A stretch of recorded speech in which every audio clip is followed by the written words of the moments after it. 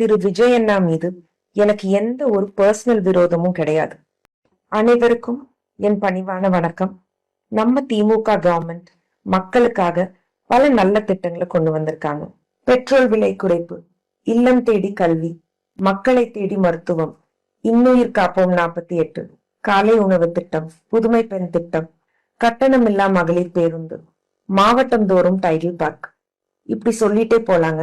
மக்களுக்கு என்ன பண்ணணுங்கிற தெளிவு திமுக கவர்மெண்ட்டுக்கு மட்டும்தாங்க இருக்கு.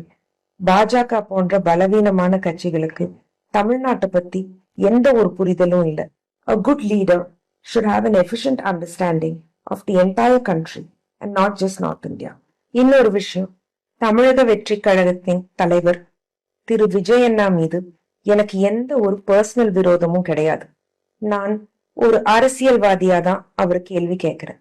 எதிர்கட்சியில இருக்கிற பெண்களுக்கும் உங்க கட்சியிலிருந்து வெளியே வந்த பெண்களுக்கும் உங்க தொண்டர்கள் ஆசிட் வீசுவேன்னு மிரட்டியிருக்காங்க. இது அந்த பொண்ணோட அம்மா ஒரு சேனலுக்கு கொடுத்த இன்டர்வியூல சொல்லியிருக்காங்க.